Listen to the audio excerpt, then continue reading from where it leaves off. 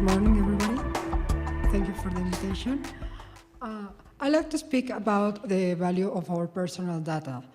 I think this is a very important issue because every time we are giving data to all these business and enterprises, and they are getting rich with all of our information. So sometimes I think like us, for like being users, we're not conscious about all the value of all our information that it's over the net. Well, how Patricia Trujillo said after a few moments ago, we are currently moving into the fourth industrial revolution, where mobile communication, social networks, and sensors are blurring the boundaries between people, the internet, and the physical world. In this new revolution is preceded by the digital economy, where markets leave space for networks and access constitutes new property. This digital economy, too, is led by companies in the technological sector. All of them handle large volumes of information. The internet, mobile phones, integrate sensors to equipment, and other electronic devices generate data every day. At the same time, the digital economy allows us to study billions of exchanges made by individuals where people daily make transactions with ideas, money, goods, or comments. In this sense, we have this rare opportunity to grow revolves about the extraordinary volume, variety, and timeless of available digital data. Characterized as the new oil and new class of assets, personal data are at the epicenter of the digital economy, as determined by big data and, in the near future, the Internet of Things. And if digitalization, and therefore data generation is considered new oil, the context through which information is generated is now the new oil field, which industry is doing the best to control it. We currently live in the tsunami of data. Everything is data, or it will be data. As individuals, what defines us is no longer our person, but our value in data. We have been dematerialized, and we have become the digital zeros and ones irrigated in companies, databases, and it is through this that we demonstrate our existence. Every minute that we use some electronic device, we are leaving traces of our life. Electronic devices become collectors of the information that we all generate. And all of this information allows companies to gain competitive advantage and profits. From this perspective, information is presented as a key element of power. This is subject to market rules, supply and demand, in addition to being consumed, stored, processed, and exchanged. The sense of social networking service is exposing our privacy and sharing personal information. As users of Facebook, Twitter, Instagram, Pinterest, and other types of comment online, we not only consume this free content, but we have become the intangible asset of the companies. We have become marvelous beings. Our information, ideas, experience, habits, feelings are accessible on the internet. Facebook and Google do not sell anything to internet users. Instead, they sell billions of users to advertisers, which is why the wealth of indelible companies is their number of connected users. As users of social networking and technology services, we have been commodified, and the voluntary delivery of our personal information is the price we have to pay for not suffer from social exclusion.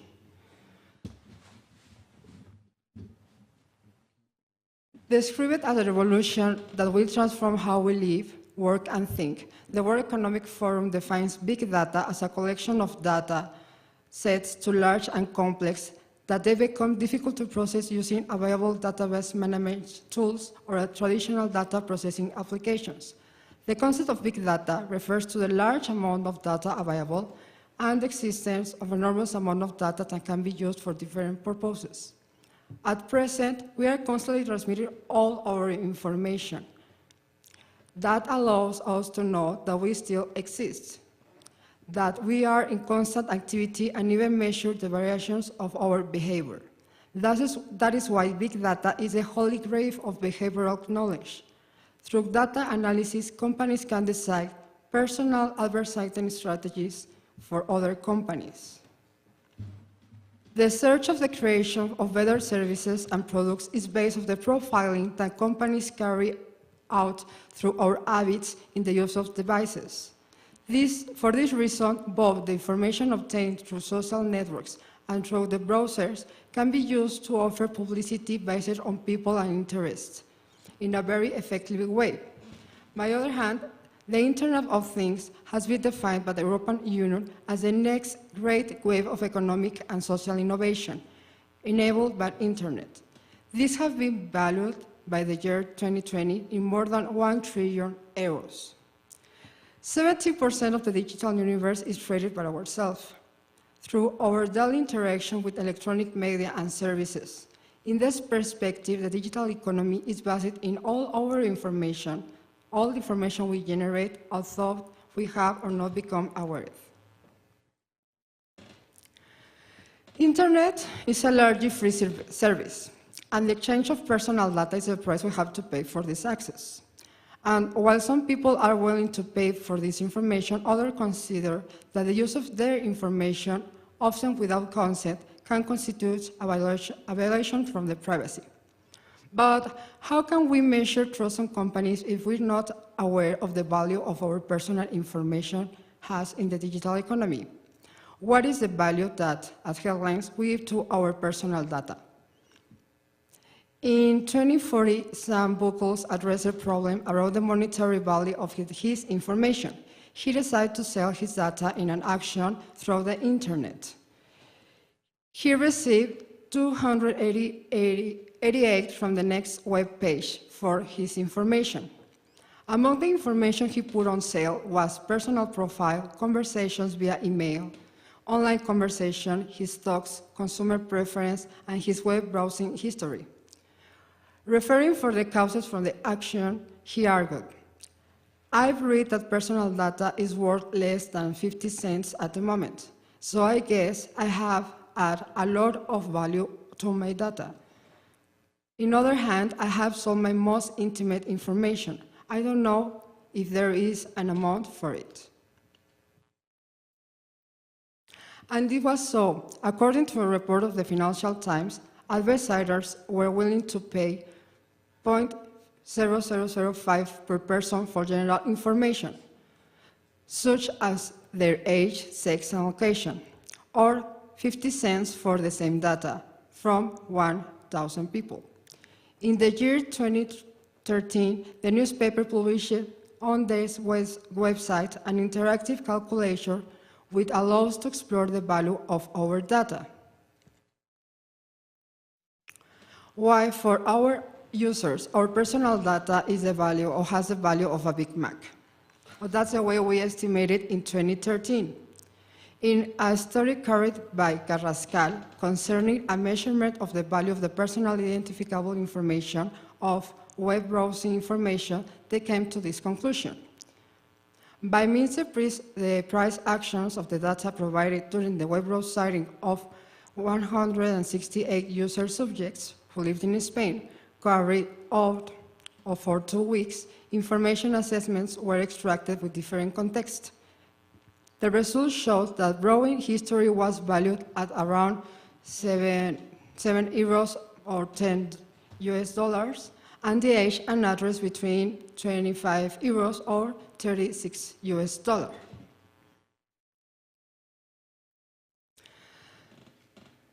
Data that are related to or derived from us cannot be considered value neutral. Therefore, we first need to be aware of the simplicity with which our information is collected. Remember that we are become a data-driven society. Second, we need to become aware of the data itself and its applications, to leave the world of the tangible of the physical damage and to see towards the intangible thing and the repercussions that treatment of our personal information in us has. We must consider that the voluntary delivery of our information is a price to pay for access and services, but this will not be always in the case. There are other possibilities. That's why we also aim for a governance of personal data as a response to the exciting asymmetries of the market and data, through the creation of technical tools based on users and promote co-responsibility in the collection and processing of information between individuals, companies, and the government. In this way, there may be a coordination that implies benefits for all parties in the use and market of information. Today, data technologies allow us to be empowered to be able to collect, store, manage, use, and share our information in accordance with our own standards for privacy, comfort, and use. This is why the development of user-centered technologies as subject of control and management of their personal data. In this sense, it has been recognized the importance of empowering individuals in a way that allows them to exercise decision-making regarding the management of their information. The European Union has emphasized that building user confidence is the key to economic development, recognizing the need for a more comprehensive and coherent policy on the fundamental right of personal data protection. This can be reflected in the approval of the General Data Protection Regulation. This regulation ensures a single set of applicable rules which provide a regulatory framework that encourage the development of the personal data stores. As a result, studies and laboratories of personal data stores have been promoted. These stores constitute a technology through which individuals sell their personal data to entities interested in purchasing them. Its system is based on an effective and explicit informed consent development through adequate protection system, infrastructure, and services. The era of big data and of Internet of Things will bring with new challenge regarding the use and value of our information. As a consequence of this, and to promote the digital economy and the growing data ecosystem, it's necessary for users and individuals to understand how we understand and interact with our information. The better we understand how we relate to our environment in different contexts, we can use this information to better decision-making and improve our lives. In addition, we must be able to decide effectively what information we generate we want to share and what not. Becoming aware of the fact and consequences of collecting our data, while it is monetary value, is the first beneficial step toward empowering our information. Recently, in Mexico, this year was published the General Law of Personal Data in the Possession of Obligate Subjects.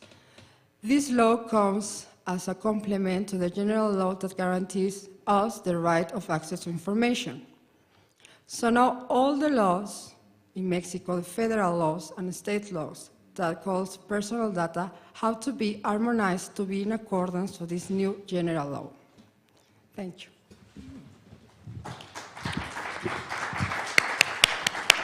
Thank you very much, Dr. Becerril, for a very fascinating and quite frightening, I must add, presentation. I have a couple of 3 points that I would like our experts to expand on, but before that, I would like to see if anyone in the public has a question for any of our presenters. No?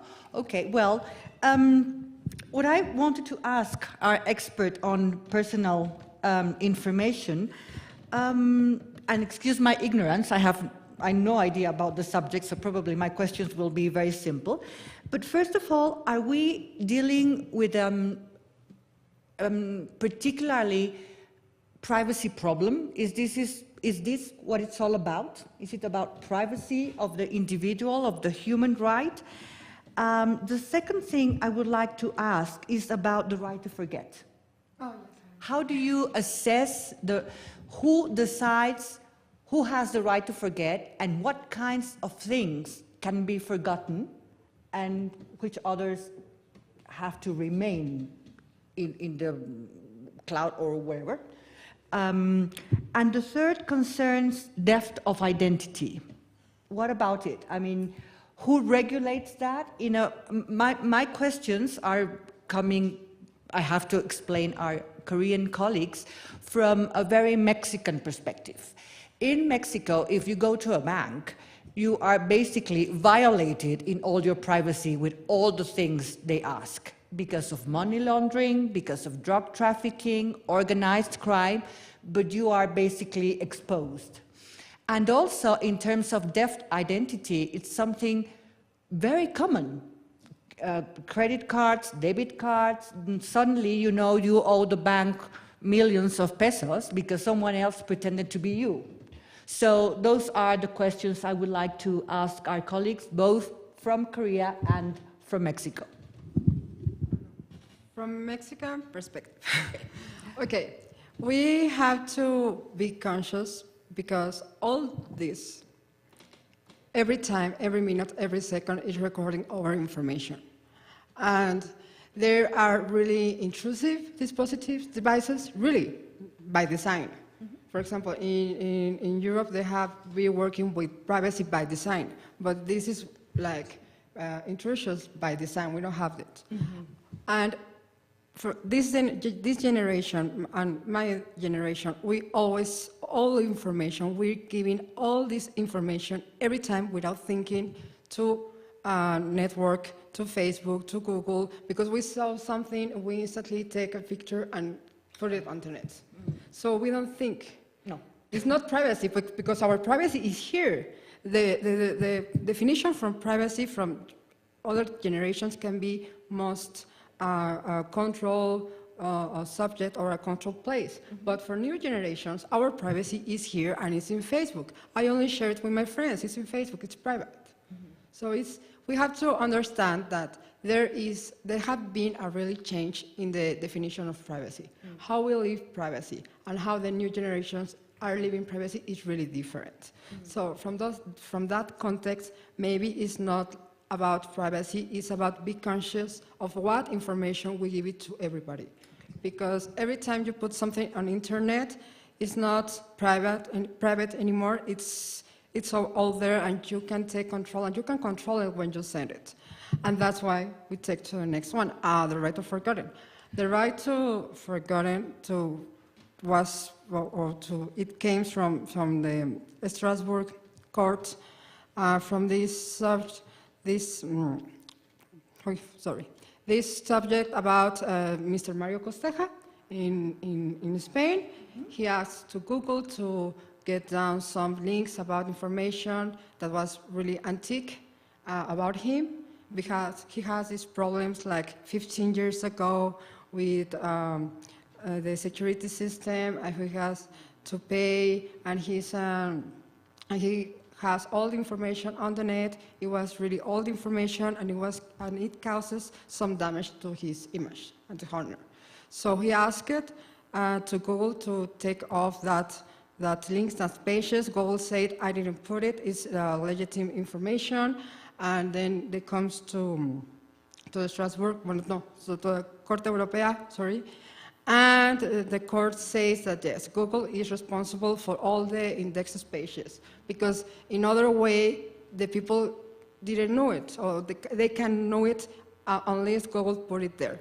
So they say, you, Google, have to take down these pages, you have responsibility from this content you are showing, and they say that the only cases where information can be get down, it was about public persons, and it was, I don't know, I'm sorry, I don't remember the other cases. But they said that it had to be, even if it is a legitimate content, it can be get down if it's antique, and it gets some damage to the honor of the person.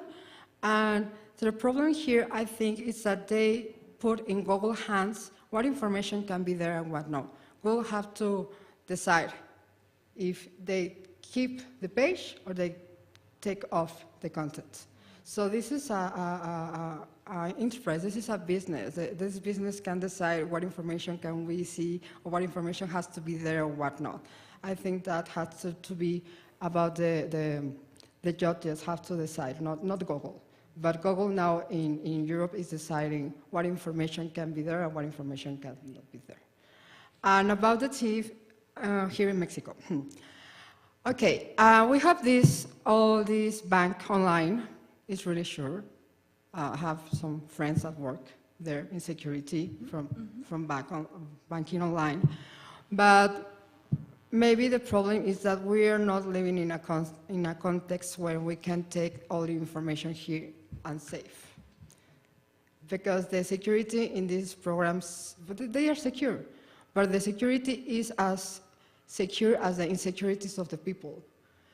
The people who use it, they don't know how to use it. They don't know even how to get down an app without a virus. We don't know too much of how we use these things. And I think there is responsibility of us, like users, what information we're giving and how we're using these devices. And maybe, I insist, we have no conscience. Internet is not as old technology, not as we're using it. But we need to, for example, you teach a child mathematics because he's going to use it in all his life. Why don't we teach them how to use this one in high school, in elementary school? Because they're using it and they don't know how to use it. So I think everything goes to education. We have to educate all these generations, new and old generations, to how to use these devices. Well, thank you. Very interesting indeed. Would you like to add something? I will try then. If my understanding is correctly, I will explain about 3 points. First, your question, so sorry, Anna, yeah. Your question is not Mexico, not Korea. It is a universal question because that means all over the world, all of the people in all over the world have self-decision right about the personal information.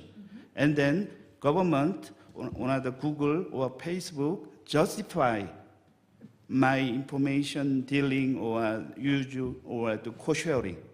It is first legal perspective, and second, and then the professor Song is international law professor, and then my major is constitutional law. That means our legal system is a dual legal system, international legal system, domestic legal system.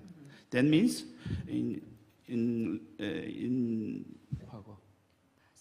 the past, something happens, and then we must think about what these matters, what protect the international standard and domestic standard legal system. But my second point is today we must find the universal or the globally standard, because Google or Facebook don't know borderline.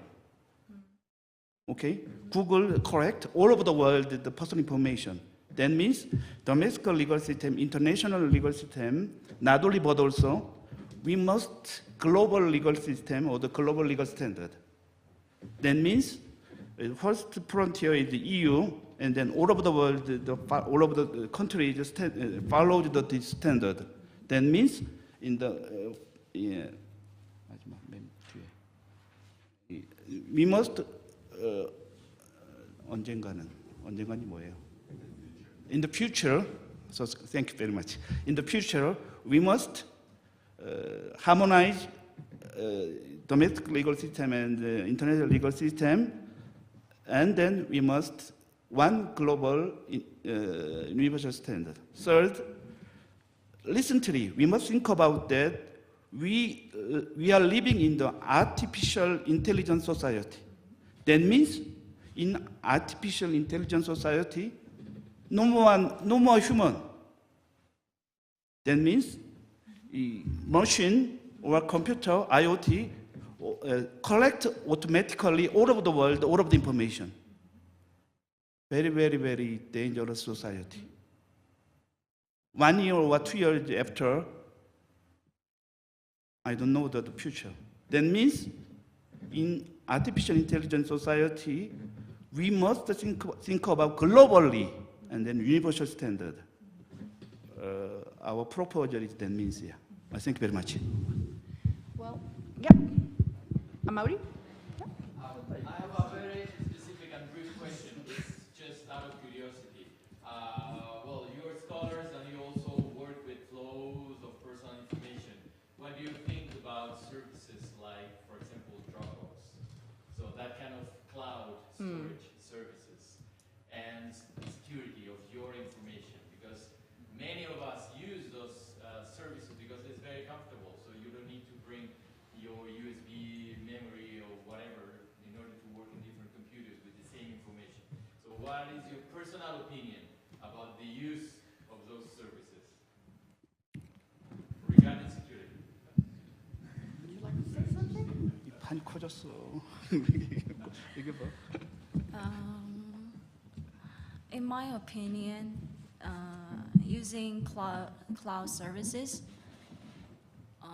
we need to know what information we give our own information, and companies make sure that how secure our informations, and they have to keep appropriate safeguards, like GDPR.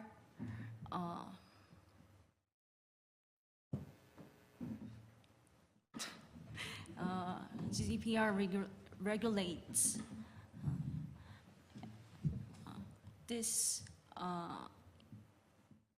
internet society is very dynamic, I think, and I can't sure how many informations exposed. So I think keep safeguards is most important thing of cloud services, and we know that how they collect, restore, and